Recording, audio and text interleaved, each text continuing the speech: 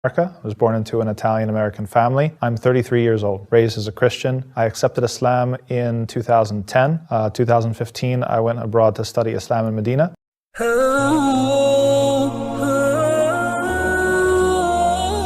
Bismillahirrahmanirrahim. Kisah mualaf kali ini datang dari seorang ateis yang karena tuntutan belajar untuk tinggal di suatu lingkungan Islam, membuatnya mendengar adzan setiap hari dan menangis. Ia adalah Tom Faccine. Tom Faccine merupakan seorang yang dibesarkan di keluarga penganut Kristen. Ayahnya Katolik, tapi tidak begitu taat.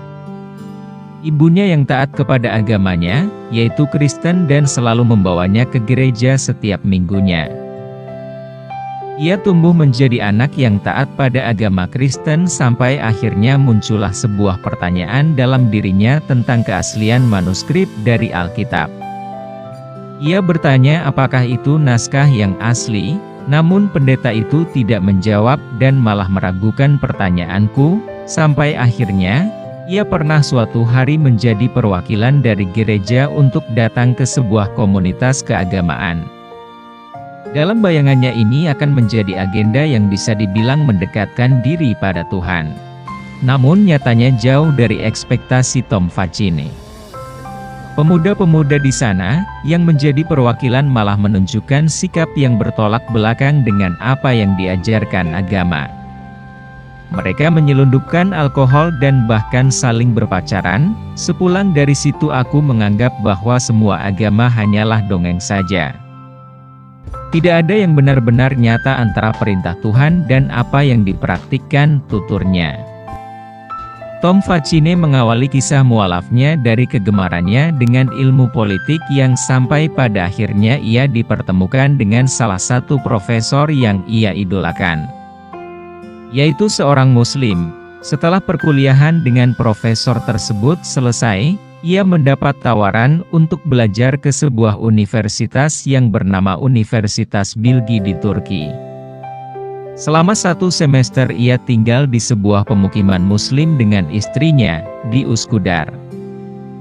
Sekelompok mahasiswa di Bilgi mengaku mengkhawatirkan Tom Faccine bersama dengan istrinya jika tinggal di Üsküdar. Apalagi Tom Faccine saat itu seorang non-Muslim. Kata mereka, Üsküdar bukan tempat yang aman baginya, namun nyatanya, justru sebaliknya. Tom Faccine bersama dengan istrinya sering menerima bantuan yang bahkan warga di sana rela berhenti dari aktivitasnya untuk membantu Tom Faccine saat kesulitan. Sangat berbeda dengan ucapan teman-temanku, ucapnya.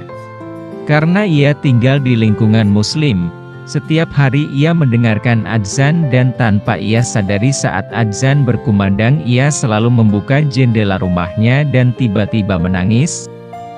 Aku seorang musisi yang cukup terkenal sebelum menjadi Muslim, namun bagiku lantunan adzan tidak ada yang menandingi keindahannya. Aku tidak bisa berhenti menangis saat adzan dikumandangkan penuturannya. Sampai akhirnya ia kembali ke Amerika dan mengatakan kepada keluarganya bahwa ia memeluk agama Islam. Ia sholat dan berpuasa. Aku sholat 5 waktu, dan aku berpuasa. Tapi saat itu aku belum syahadat. Aku tidak tahu apa itu syahadat, ujarnya sembari tertawa kecil. Sampai akhirnya ia dihubungi oleh salah satu profesornya untuk datang ke sebuah masjid dan mengucapkan 2 kalimat syahadat. Istri Tom Faccine juga seorang mualaf, tetapi istrinya menempuh jalan sesuai keyakinan dan prosesnya sendiri, sampai mantap untuk menjadi mualaf. Dulu keraguan dan pertanyaan saya tentang bagaimana bisa seorang hamba dekat dengan Tuhannya jika hanya menjumpai Tuhannya 1 minggu sekali, jelasnya. Sekarang, setelah masuk Islam saya sadar bahwa sholat sehari 5 waktu adalah hal yang wajar. Dengan begitu saya bisa mengingat dan merasa memiliki Tuhan setiap harinya, tambahnya, Al-Quran itu indah, dan paling indah. Bukan hanya lantunannya, melainkan bahasanya yang sangat indah. Saya kerap menangis jika melantunkan Al-Quran. Al-Quran tidak pernah membuat saya mempertanyakan keasliannya, karena ketika saya bertanya saat itu juga saya mendapat jawabannya dan saya percaya bahwa Al-Quran adalah firman Allah Subhanahu wa Ta'ala yang diberikan kepada Nabi Muhammad melalui Jibril untuk umat Islam. Begitulah kisah mualaf seorang ateis yang akhirnya sekarang menjadi imam masjid di Amerika, dan menjadi pengajar sejarah Islam serta aktif berdiskusi keislaman, yaitu Tom Facine. Tom Facine mengatakan bahwa Islam adalah Islam dan tidak memiliki hubungan apapun dengan istilah liberal atau konservatif. Dalam pikiran saya tidak ingin mengatakan atau menyandingkan istilah liberal atau konservatif. Apalagi keduanya dengan Islam.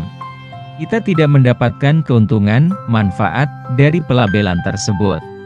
Sungguh tidak sama sekali. Islam tidak liberal ataupun konservatif, ataupun biner. Islam adalah Islam, ujarnya dalam ceramah singkat yang berjudul Liberal versus Konservatif Muslims.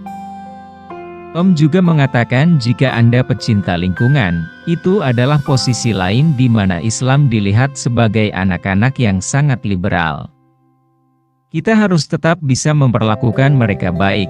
Kita sebenarnya bertanggung jawab atas manajemen dan penata layanan mereka yang tepat. Mereka punya hak untuk itu. Lalu apakah bersikap demikian akan membuat kita sangat liberal? Tidak. Isu lingkungan hidup sangat tepat jika bepergian ke wilayah Eropa menurut Imam Tom. Sehingga saat berada di sana harus lebih waspada saat bicara dibandingkan di Amerika. Ketika seseorang berada di wilayah tertentu tadi, kemudian menggunakan istilah-istilah liberal, konservatif, maupun Islam, dan berbicara tentang politik dan platform politik, maka harus memperhatikan dua hal. Pertama, harus dipahami bahwa mereka bukanlah masyarakat yang sangat universal. Mereka sangat tertutup dan berpikiran sempit. Ditambah lagi cakupan geografisnya, imbuhnya. Sedangkan Amerika Serikat dan sejarahnya dikenal sebagai sosok yang antagonis. Ia mengatakan, baik dalam partai maupun gerakan politik. Lalu adanya pembahasan istilah-istilah tersebut, membuat sebagian kaum muslim tidak bisa membiarkan Islam dan sampai pada titik untuk mencoba masuk ke dalam beragam partai atau gerakan yang memakai beragam ideologi juga. Islam jauh lebih dari semua ideologi dan partai itu.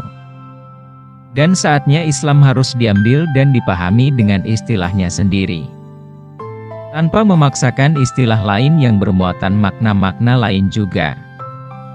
Dan Islam jangan dipaksa masuk ke dalam istilah atau muatan lain yang benar-benar menggambarkannya dengan sangat buruk, pungkasnya.